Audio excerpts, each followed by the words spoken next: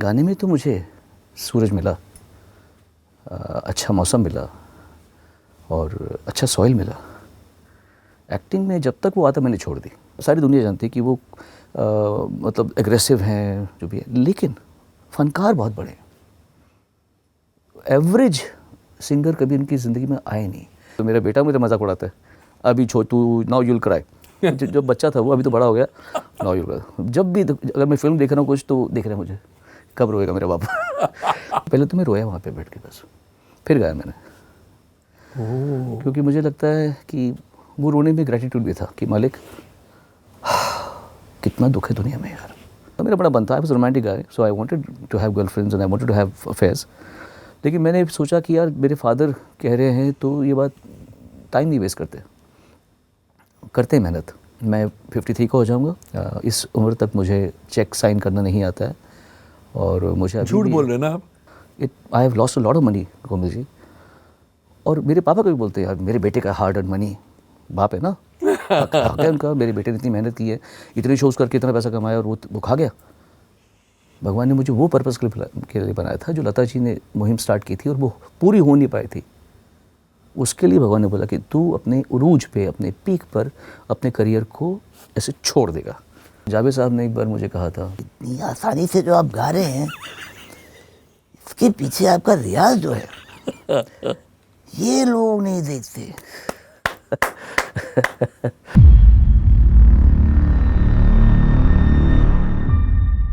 Welcome to game changers with Komal Nahta. पिछले episode में हम बात कर रहे थे सोनू निगम से। क्योंकि बातें और भी थी इसलिए हमने उस एपिसोड को 2 भागों में डिवाइड किया। Here we are with part 2 of our conversation with Sonu Nigam. Sonu, welcome to game changers with Komal Nahata over again. Good to meet you again. You know, आप प्रैक्टिस की एंड कैसे रियाज करते उसकी बात चल रही थी। ऑटो ट्यून के ज़माने में कुछ बदल गया है सिंगर्स के लिए? हाँ बिल्कुल बदला है और लोग उसके बारे में बुरा कहते हैं, मैं तो कहता हूँ कि जो भी है अच्छा हो रहा है। पहले ऑब्वियसली आपको बिना ऑटो ट्यून के गाना पड़ता था, तो हम लकी थे कि हमने वैसा रियाज कर लिया कि अभी हमको इतनी ज़रूरत पड़ती नहीं है। But still I would say I also use auto tune in certain songs of mine because everything is so 440। पहले तो क्या था, लाइव सारंगी, लाइव स्ट्रिंग्स, तो कहीं ना कहीं वो थोड़े से होते तो हमारी आवाज़ एकदम पिच परफेक्ट नहीं होनी पड़ती थी। कोई भी सिंगर था उस समय। Everything today is digitised, everything. तो सब चीज़ ऐसे जा रही है तो आप ऐसे नहीं साउंड कर सकते। You understand? Everything is going straight, तो आप उसमें ऐसे ऐसे दिखेंगे आप। पहले क्या था, सब ऐसे ऐसे थे तो आप उसमें फिट हो जाते थे, एडजस्ट हो गए आप सब। अब एक सब टक टक टक जा रहे हैं सारे इंस्ट्रूमेंट्स और आपकी आवाज़ कहीं कहीं तो आप स्टैंड आउट होते हैं जो पहले नहीं होते थे। तो इसलिए अगर अभी यूज़ किया जाता है, पर ये हमारा फ़र्ज़ है कि हमें बेसुरे को ठीक करने के लिए ना किया जाए कि हमने इतना बेसुर गाया कि उसको ठीक किया जा रहा है। ये एज अ सिंगर हमारा फ़र्ज़ है। आप 99% ठीक से गा दो, 100% बोलिए आएगा। बट ऐसा नहीं कि 20% गाएं और 100% हो जाए।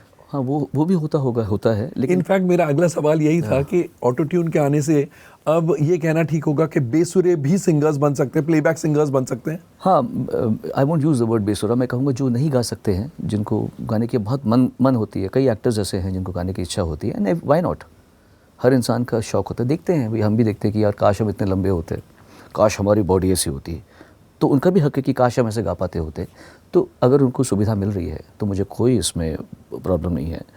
तो ठीक है, उनको वन ऑफ सॉन्ग्स मिल जाएंगे, but they can obviously not be main stream singers.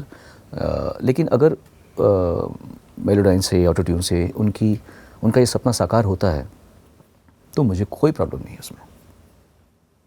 And जो वाकई में अच्छे सिंगर्स हैं, बॉलीवुड में आने की तमन्ना रखते हैं, कैसे कोशिश करनी चाहिए उन्हें? कुछ नहीं सर, पहली बात तो मैं तो ज्ञान देता ही नहीं हूँ, क्योंकि मैंने कहा है कि जो बिन मांगे ज्ञान देता है वो कहलाता है।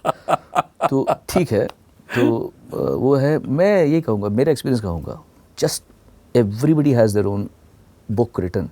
सबकी किताब ही अलग लिखी हुई है, सबकी कहानी अलग है। यहाँ वहाँ देखो, सीखो, लेकिन अपना बस अपनी सेल्फी में आप खुद दिखने चाहिए। आप सबको मत देखो उसमें। आपका सेल्फी मोड ही रहना चाहिए कि मैं क्या हूँ, मुझे कैसे ठीक करना है अपने आप को, मैं कैसा, मेरे बाल ठीक है नहीं, मेरे ऐसे रहो लाइफ में। तो अपने को बेस्ट देखो, अपने बेस्ट पे काम करें बस, मैं तो ये समझता हूँ। थोड़ा अलग क्वेश्चन पूछता हूँ। हाँ। टैलेंट की भरमार है बहुत, इंडिया बहुत, में, बहुत, ठीक है, बहुत। Singers especially. जी। कैसे तय किया जाता है कि ये प्लेबैक सिंगिंग कर सकता है या नहीं कर सकता है? अब ऐसा कोई वो नहीं है, रियली? अब नहीं है कमल जी। आज तो विलक्षण आवाज़ें भी चलती हैं, अलग अलग आवाज़ें विद वेरी डिफरेंट आइडेंटिटी, एकदम डिस्टिंक्ट आवाज़ें भी चल रही हैं आजकल। जितनी आवाज़ अलग स्टैंड आउट करती है, कभी कभी वो लोग चाहते भी हैं। तो आज का जैसे ये तो स्वर्णिम युग है संगीत का, सबके लिए स्थान है। ऐसा युग कभी संगीत के उसमें आए नहीं, शायद इसलिए इतने सारे सिंगर्स हैं, इतने सारे। And everybody has beautiful opportunities. फिल्मों में गाना है, फिल्मों में गा लो, नहीं तो अपना चैनल खोल लो, अपना लेबल खोल लो, उस पर गाने बजाओ। क्योंकि आप सामान डालोगे तो कभी ना कभी कुछ ना कुछ तो बिकेगा, शायद नॉट तो करे। सामान डालना ज़रूरी है, लेकिन आपने ये नहीं कर सकते आपकी यार अब मेरा टाइम आएगा। टाइम आने से पहले तेरे को कुछ करना तो पड़ेगा बे।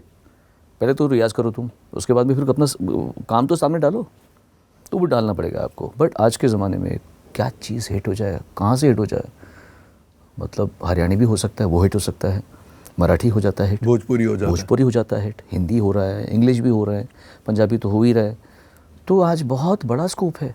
आज के ज़माने में अगर कोई अपना काम सामने नहीं ला पा रहा है और वो कंप्लेन करता जाए कि मेरा नहीं, तो वो या तो काम में कच्चा है या इंसान कच्चा है। अब नहीं अगर तो फिर कभी नहीं। बट जो बाहर से आते हैं, मुंबई के बाहर से आते हैं, उन्हें सस्टेन, अपने आप को सस्टेन करना इस शहर में बिल्कुल वो मुश्किल हो जाता है। देखिए अभी आजकल इतने सारे रियलिटी शोज़ हैं, अच्छे गाने वाले को तो वहाँ पे स्थान तो मिल ही रहा है। एक बार आपको वहाँ स्थान मिल गया, फिर आपको हैंड टू माउथ की नौबत नहीं आने वाली। छोटे से छोटे बड़े लेवल के इवेंट्स हो रहे हैं, शोज़ हो रहे हैं, सबको मौका मिल रहा है आजकल, सबको मौका मिल रहा है।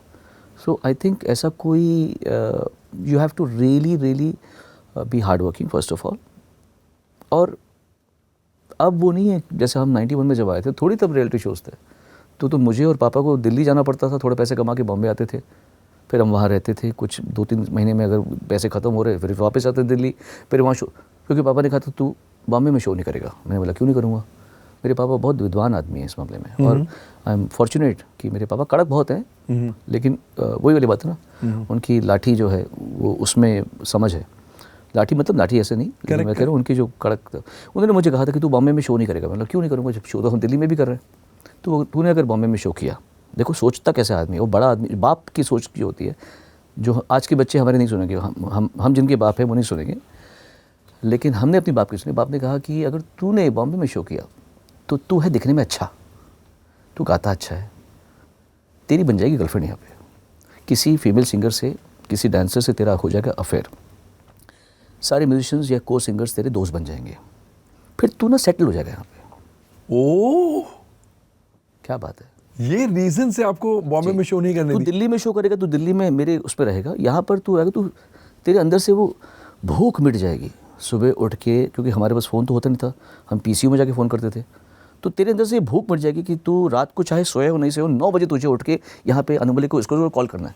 हाँ जी सर मैं आ जाऊँ, फील्डिंग तुझे करनी है, फील्डिंग, तेरे पास कुछ और काम नहीं होना चाहिए बॉम्बे में।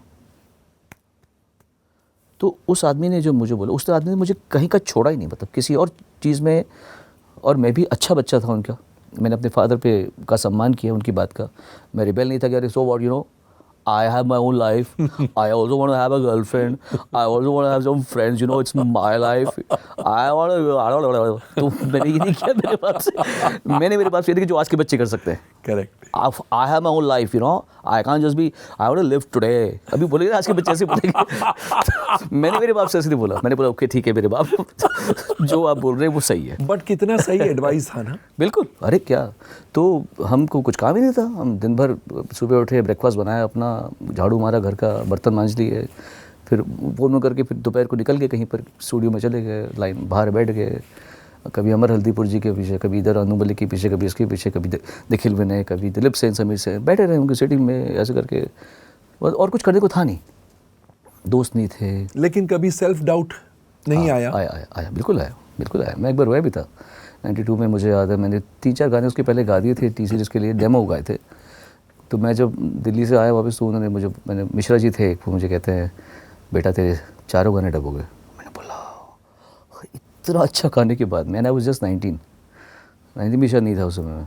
किसी और की आवाज़ में डब कर दी। हाँ मतलब ऑफ कोर्स बने थे उनके लिए ही, पर मुझे उम्मीद थी कि मैंने इतना अच्छा शायद गाया हुआ एक है रह जाएगा, 2 रह कि वो 4 गाने डब हो गए। तो मैं फिर नीचे उतरा और मैं सेकंड फ्लोर में सुदीप स्टूडियो के इतना रोया फूट के, बहुत रोया फूट के रोया। फिर then I called Usha Khanna ji, मैं बोला दीदी आप हैं? और कहती हाँ बेटे आजा तू आजा बेटा आजा। फिर मैं उनके बगल में उनका था 16 रोड में था, वहाँ गया, वहाँ भी रोया। नहीं बेटा तू चंदवन कर बेटा, तेरा अच्छा टाइम आएगा, तू बहुत गुणी, तू अच्छा गाता है, चल आज तुझे मैं एक गाना सिखाती हूँ, आजा। फिर उन्होंने मुझे कोई गाना सिखाया, मैंने रोते रोते गाना सीखा उनका। सो वो से भी टाइम दिखा। तो सेल्फ डाउट तो आता ही है, एक इंसान थोड़ी तड़ी मार सकता कि हम पहले से ही, और हम बहुत उस ज़माने की, जिस ज़माने में मतलब हम बड़े हुए थे, उस ज़माने में बच्चे इतने ओवर कॉन्फिडेंट नहीं थे। I am in the sense I marvel at today's kids, क्या कॉन्फिडेंस है। हमसे बड़ा कोई हमें मिले तो हम ऐसे मिलते रहे, नमस्ते जी, नमस्ते आंटी, नमस्ते अंकल। आजकल ऐसे मिलते हैं, hi uncle, hi dude, hi uncle, how are you, या हाथ मिला दे, बात बेटा this is Sonu uncle, hi. I marvel at the confidence यार। हमको तो कहा गया था कि जब बड़े मिले तो पैर छू लो, यस, एटलीस्ट स्माइल तो करो। हमारा बाप डंडे मारता है पीछे अगर हम किसी से बोलते हैं कि hi uncle, how are you. तो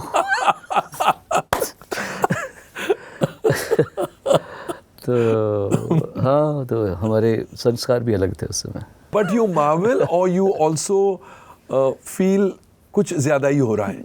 एक बहुत बड़े संत महात्मा एक बात कह गए हैं, सबकी अपनी जर्नी है, जरने दो। उस महात्मा का नाम है सोनू निगम। सबकी अपनी जर्नी है, जरने दो। किसी के आगे नहीं उठा। ऑब्जर्व करो, बट आई फील ये भी ठीक है। हम भी कुछ ज़्यादा ही डरे होते यार, ऐसे ही हाथ जोड़ के डर के, तभी तो कॉन्फिडेंस पाने में इतना टाइम लग गया मुझे। आज के बच्चे सिक्योर है, वो नहीं डरते किसी से। तो I use the word Marvel.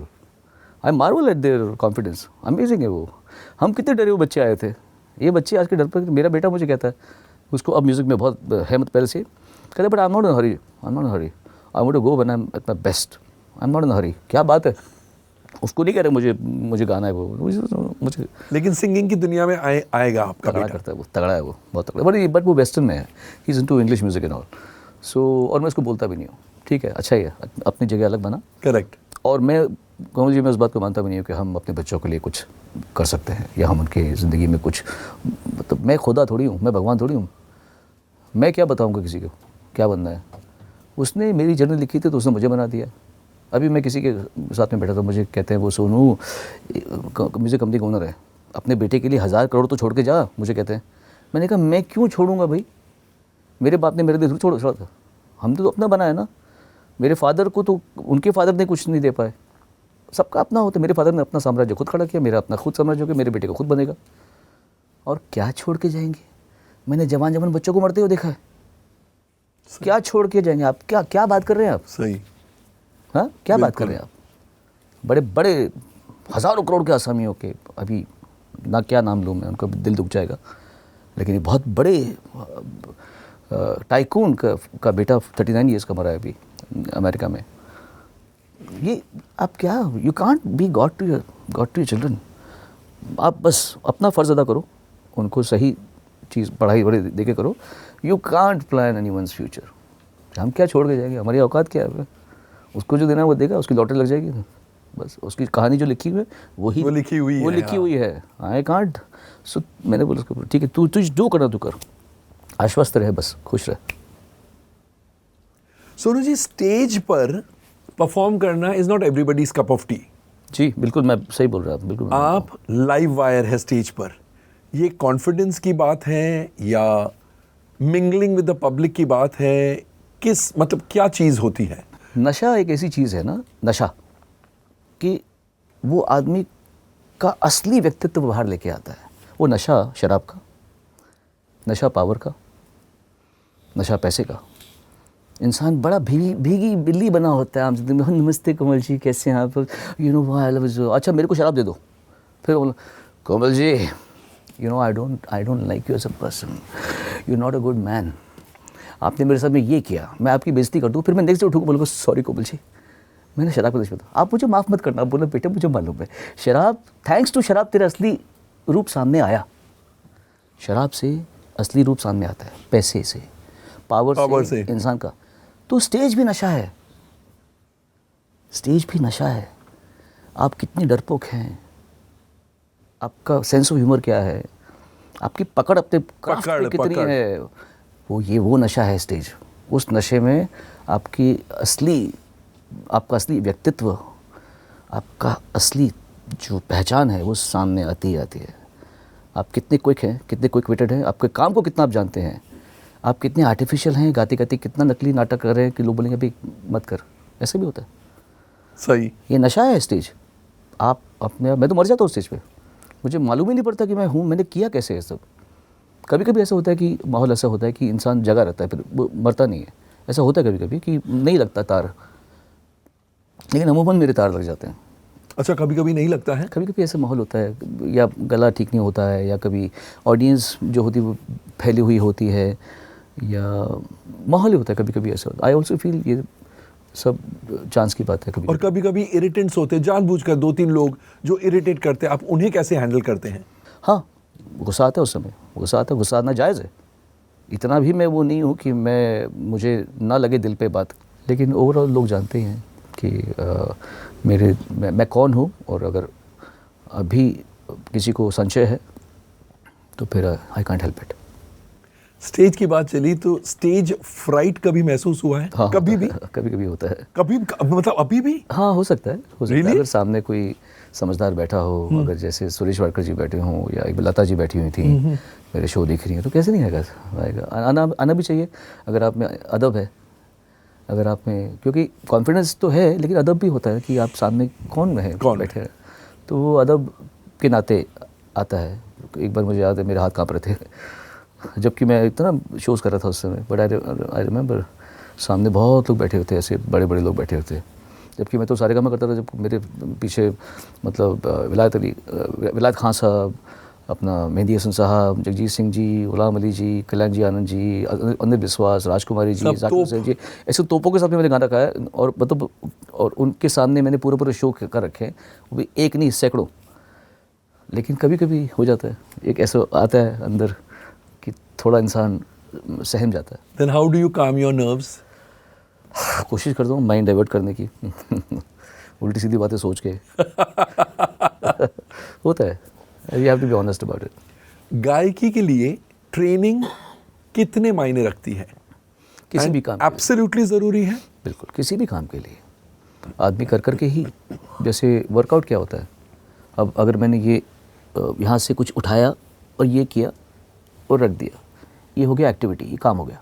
Workout की ये कसरत हो गई, रिपीट। तो training is that same thing. सारे गा मा पा दा नी दा नी दा मा गा रे सा, एक बार किया, अब सारे गा मा पा दा नी दा नी दा मा गा रे सा, सारे गा मा पा दा नी दा मा गा रे, सारे गा मा पा दा नी, ये रियाज हो गया।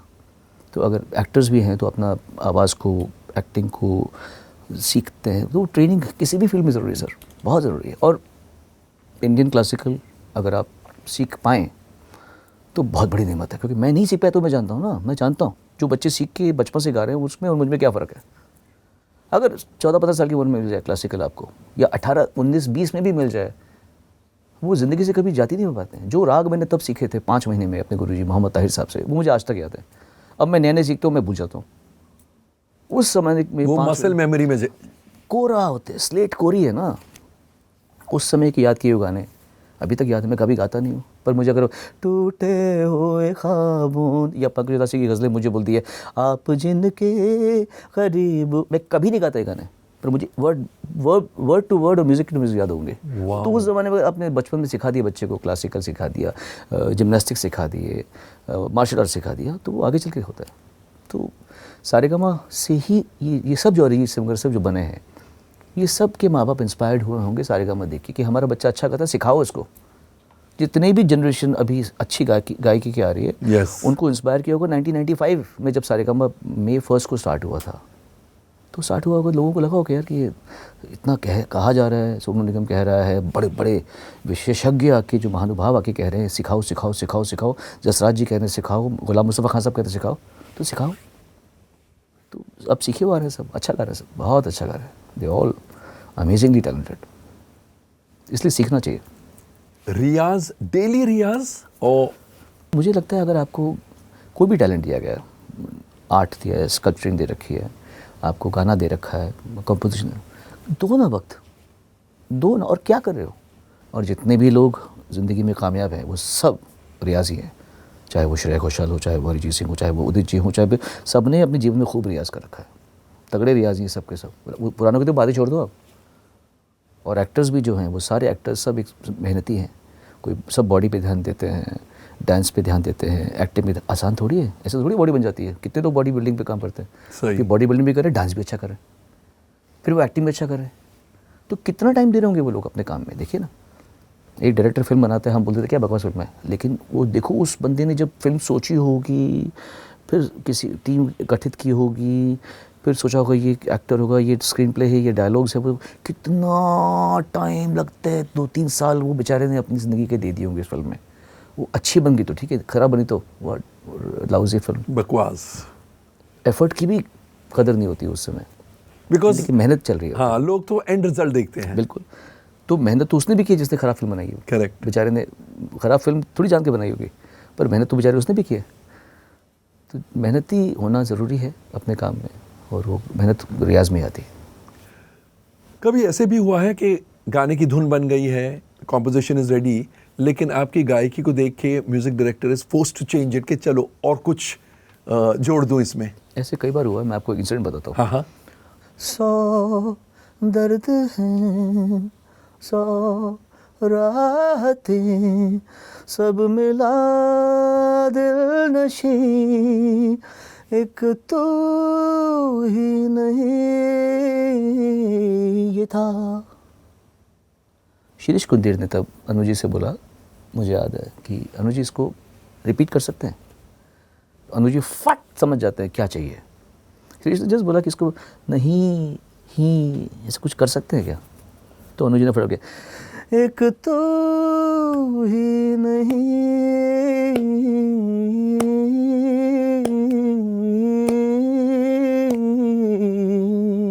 वाओ। ऐसे किया था, तो कितना फर्क पड़ गया, वरना नहीं खत्म हो जाता। तो शिरीष ने एक अच्छी सजेशन दी, अनुजी ने उसको एक अच्छा रूप दे दिया, तो गाना एकदम स्टैंड्स आउट। सो ऐसा होता है कई चीज़ें। And this happened at the time of the recording? हाँ, जब मैं माइक पे था, नहीं सॉरी माइक पे नहीं था, मैं गाना सीख रहा था, ये तब की बात है। हाँ। अच्छा। फिर जब मैं माइक पे गया तो मैं यही गा रहा था, बट जब हम सीख रहे थे तो शिरीष ने कहा कि उस फिल्म के सारे गाने बहुत अच्छे थे, वो फिल्म भी बहुत अच्छी थी। वो वक्त ख़राब होता है इंसान का, ऐसी फालतू फिल्में भी चल जाती हैं, और इतनी अच्छी फिल्म नहीं चली। सलमान ने कितनी अच्छी एक्टिंग की थी, अक्षय कुमार ने कितनी अच्छी एक्टिंग की थी, बहुत प्रीति जिंटा, सब म्यूज़िक इतना प्यारा, आज तक म्यूज़िक सुपर म्यूजिक, डायरेक्शन भी बहुत अच्छी थी, अमेजिंग। वक्त। So collaboration between the music director, singer, songwriter बहुत ज़रूरी है। बैठ के डिस्कस करना या नॉट ऑलवेज? Not always. अच्छा। कभी कभी बहुत डिस्कस किए हुए गाने भी नहीं चलते, मतलब भी होता है।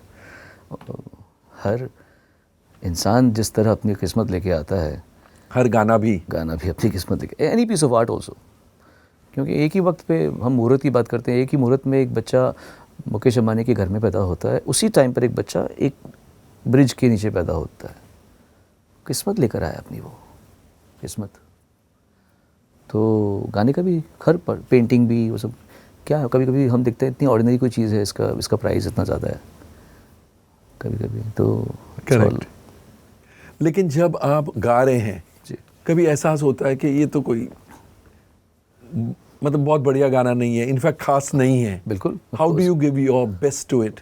पहले मैं करता ही था कि मैं याद करता रहा, रफ़ी साहब के भी ऐसे कई गाने हैं जो हमें लगता है बड़े ऑर्डिनरी कंपोज्ड हैं, but he used to give his best in that. So initially in my first 20 years of singing I used to take up any song and मैं उसको बेस्ट देने की कोशिश करता था। अब मैंने छोड़ दिया। अब मुझे अगर गाना पसंद नहीं आता तो मैं खुद ही बोल देता हूँ कि it doesn't suit me, this is not the genre I want to work in. तो अब मैं मना कर देता हूँ। पहले मैंने ऐसे और ना बोलने में तकलीफ होती है? पहले होती थी, इसलिए नहीं बोलता था मैं। तो फिर अब नहीं होती है? अब नहीं। अब I have been very fortunate that I am really, वो होता है ना जो बोनस में जी रहा है, मेरा बोनस टाइम चल रहा है इस समय। आई हैव बीन ब्लेस्ड, ऐसा करियर मतलब मिलता नहीं जो इतना जो मुझे मिला है इतने समय से। आई am really enjoying my music and I am still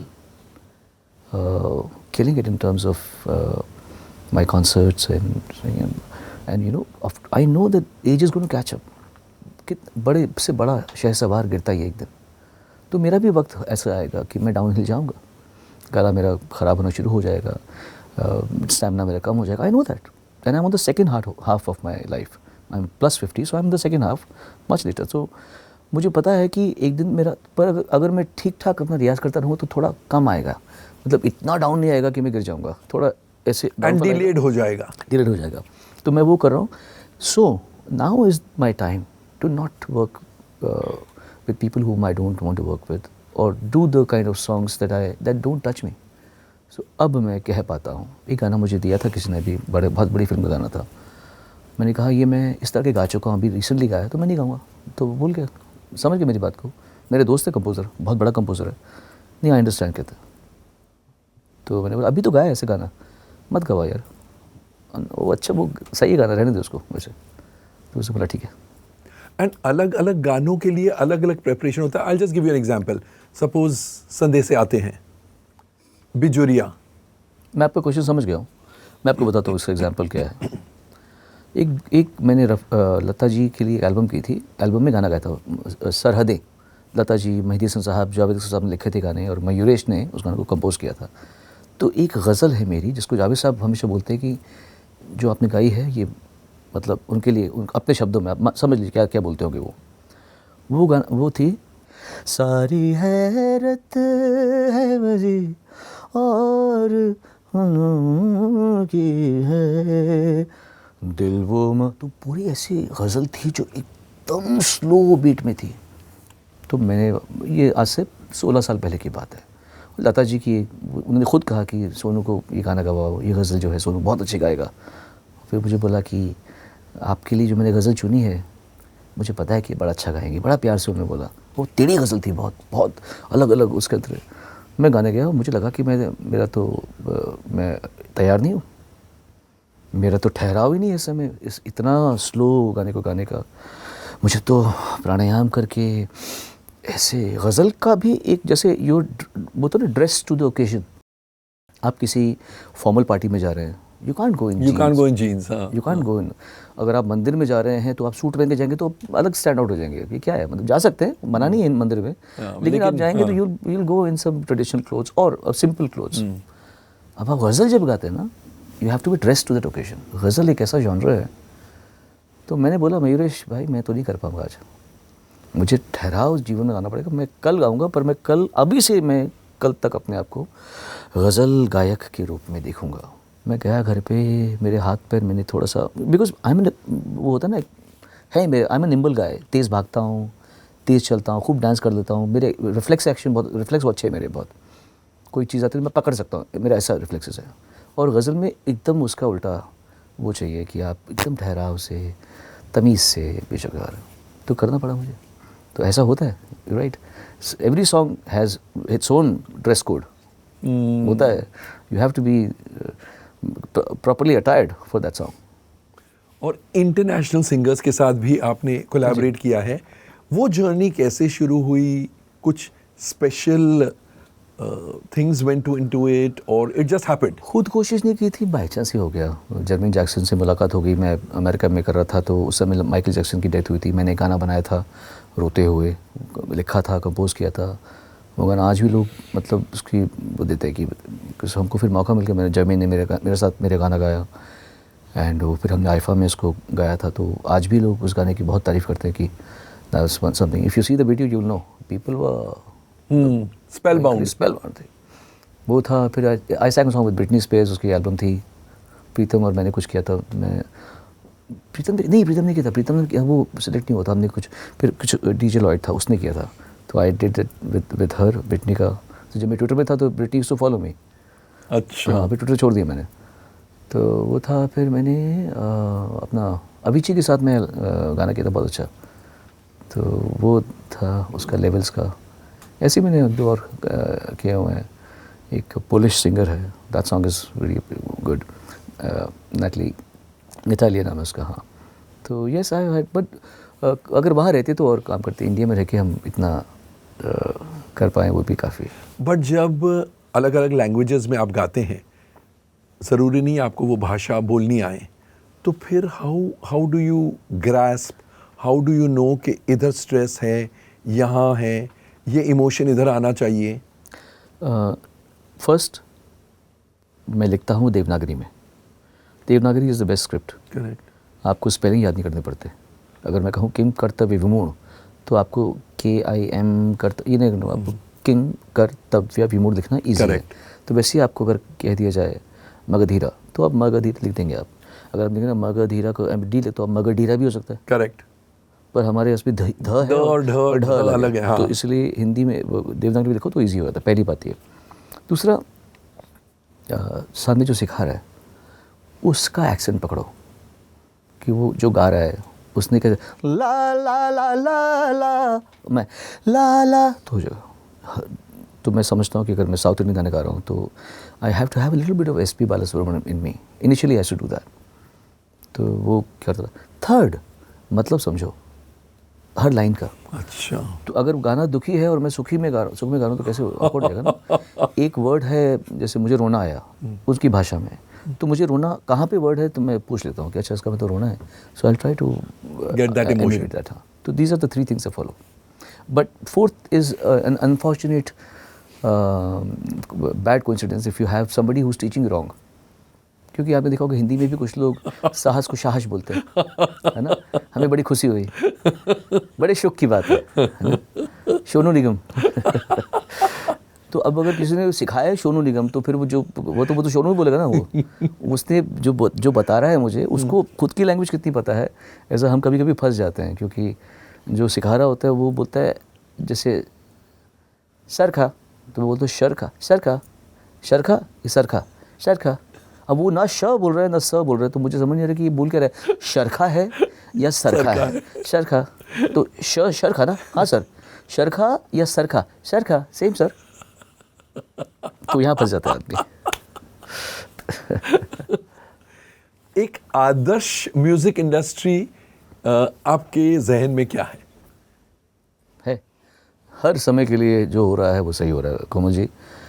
ये तो आप भूल जाइए कि कुछ भी आदर्श ऐसा है जो नहीं हो रहा, आदर्श ही है।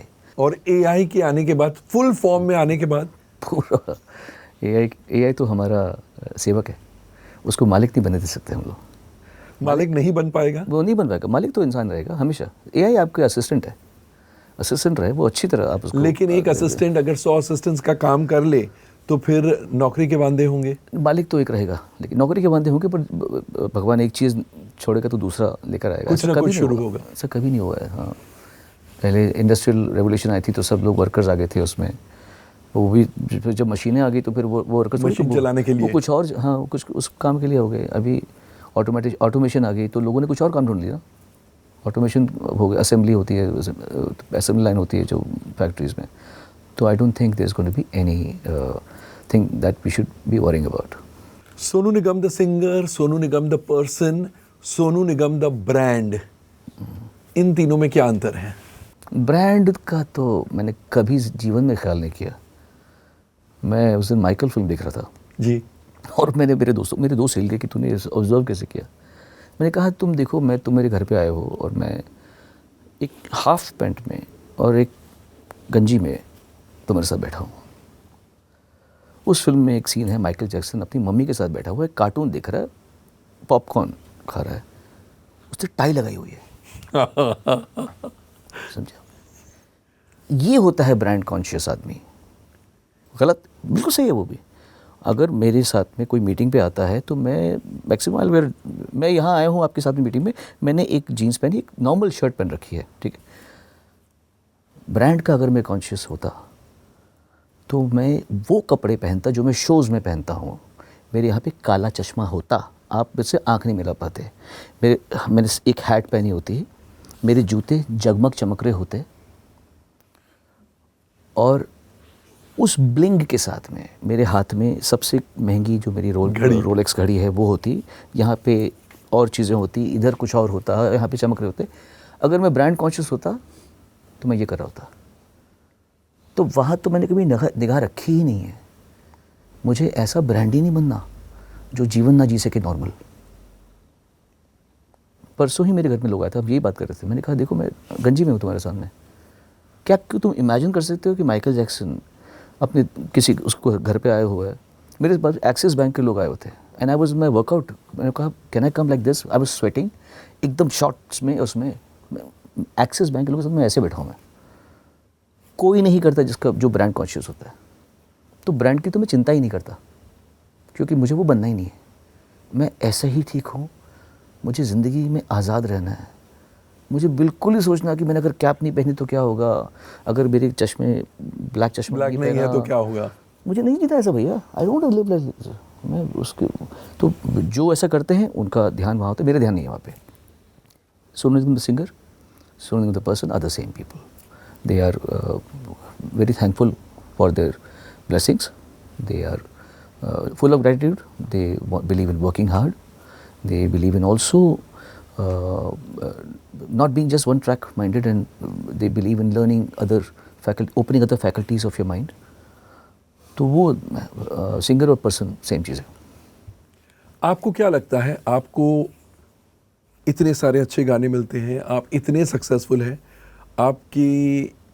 आपकी आवाज़ की वजह से या your ability to bring in the right emotion for the right words, ज़्यादा क्या है?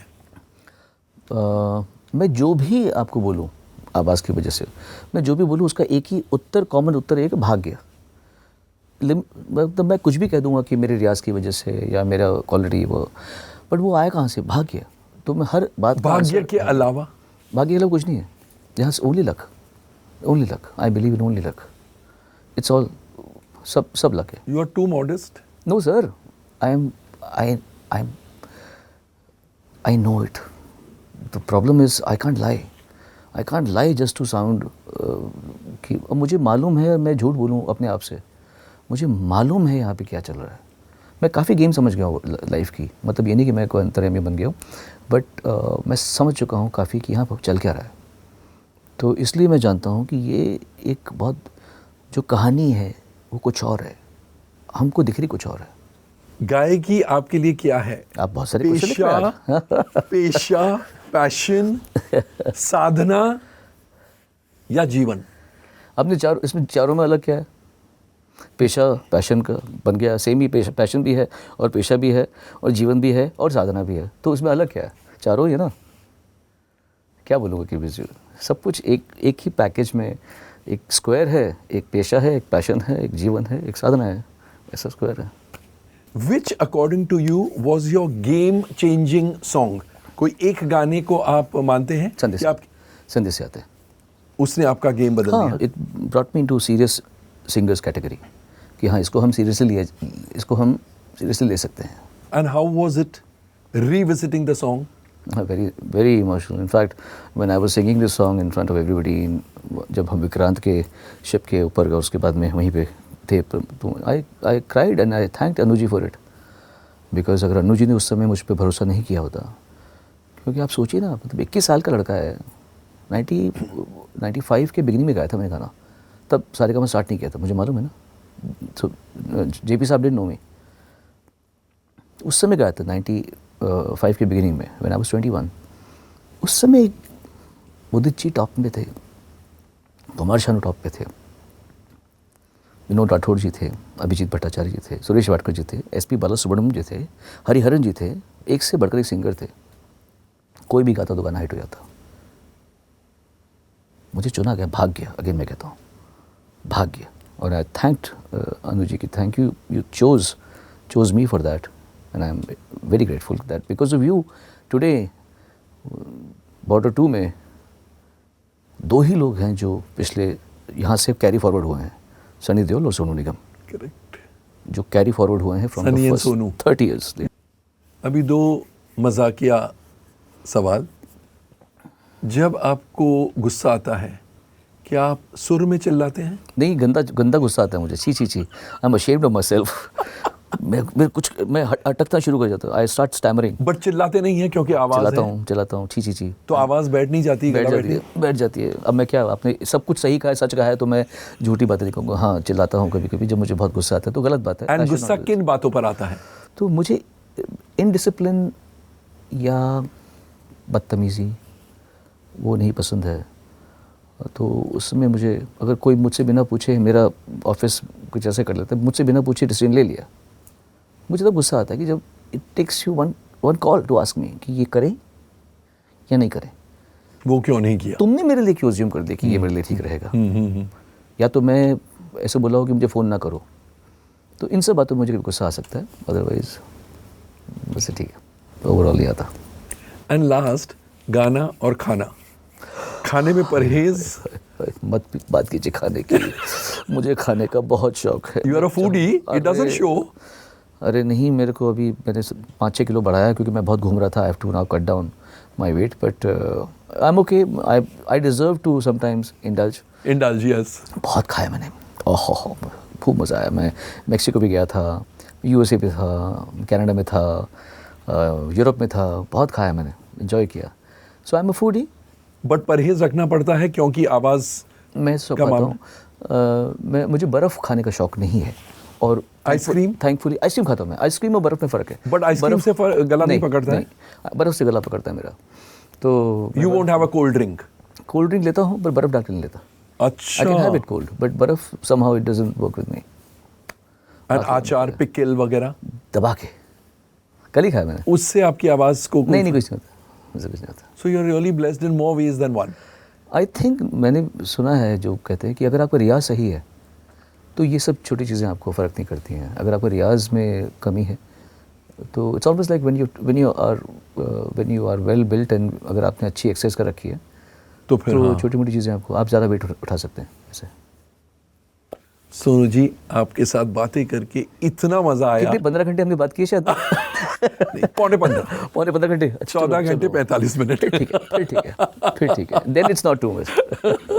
लेकिन अब ऑडियंस क्वेश्चंस। अच्छा पूछिए। तो सोनू, 3 क्वेश्चंस हैं ऑडियंस के। पहला question, Rivaan Pandya from Jamnagar. Okay. वो जानना चाहते हैं कि अगर आपको ये चॉइस दी जाती है कि आपको 2 गानों में से एक सिलेक्ट करना है, आप कौन सा गाना चूज करेंगे? ना तो कारवां की तलाश है फ्रॉम धुरंधर या टाइटल ट्रैक ऑफ सैयारा? मैं तो ना तो कारवां ही चुनूंगा। Not that Saiyaara is a lesser song. Arshdeep Dhillon from Ludhiana. Okay. उन्हें जानना है, मैं बॉलीवुड प्लेबैक सिंगिंग में आना चाहती हूँ, बेटर क्या है, मैं मेरे गाने यूट्यूब या कोई और प्लेटफॉर्म पर डालूं या फिर म्यूजिक डायरेक्टर्स को कांटेक्ट करूं या रियलिटी शोज में ऑडिशन दूं? तीनों कोशिश करो, एक साथ तीनों करो। खुद भी गाने बनाओ, लोगों से मिलो भी और ऑडिशन भी दो उसके। कुछ में से ऐसा कुछ एक तरीका नहीं है, आप तो तीनों को पे काम कीजिए, देखिए कहाँ पर आपका जैकपॉट लगता है। लवली। एंड गायकी इज साउंड, लेकिन आजकल ऐसा लगता है कि एक सिंगर को लोकप्रिय होने के लिए वीडियो का सपोर्ट भी लेना ज़रूरी है, क्या ये सही है? Shraddha Kaushik from Toronto wants to know this. नहीं, ऐसा कुछ नहीं है। हर गाने का कितने वीडियो बना के भी गाने नहीं चलते। ऐसे मैंने कई वीडियो बनाए हैं जो गाने इतने अच्छे थे पर नहीं चले वो, और ऐसे कई गाने हैं जिन पे वीडियो नहीं बनता और वो चलते हैं। तो ऐसा कोई हार्ड एंड फास्ट रूल नहीं है। गाना उनको बताए ना, गाने की अपनी किस्मत होती है। Okay, and now rapid fire. बहुत तरीके से, no time to think, full speed में जो दिल और दिमाग दोनों में आए वही आपका जवाब है। ट्राई करते हैं। रिकॉर्डिंग रूम या स्टेज? स्टेज। गाने की रिकॉर्डिंग सुबह, दोपहर, शाम या रात? शाम और रात।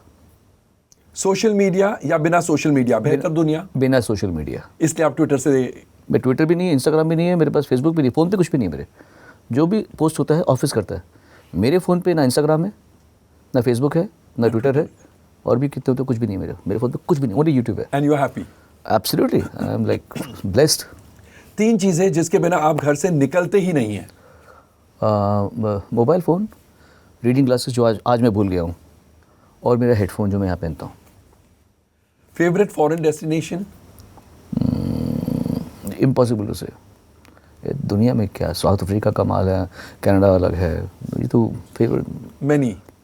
Okay, for the time I can see south Africa because of the jungles, Kruger and everything. Favourite cuisine? Foodie को मैं बोलने ही वाला था, जिसको यात्रा का शौक हो, जिसको फूड का शौक हो, उसका ना तो कोई डेस्टिनेशन होगी ना और ना फूड ही का कोई होगा। particular you are food। Not a foodie if you have one favourite cuisine. So I am a foodie and I am a traveller. So 3 चीजें जिसका आपको डर लगता है? Cockroach, really? बहुत ज़्यादा कॉकरोच तो पहला है मेरा। आई एम टेलिंग यू, मेरा ये मेरा रिएक्शन होता है। इधर you did it too correctly. बाकी तो अपने से अनजाने में गलती ना हो जाए, होती रहती है कभी कभी। इंसान हूँ, गलतियों का पुतला हूँ, कभी ना कभी दिल दुखाया होगा किसी का, तो वो मुझे डर लगता है कि मैं हमेशा बोलता हूँ भगवान नहीं अपने तरफ से भूल ना हो, तो वो डर है मुझे। और एक और तीसरा है कि मैं भगवान को ये बोलता हूँ कि उतना ही दुख दे जो मैं झेल पाऊँ,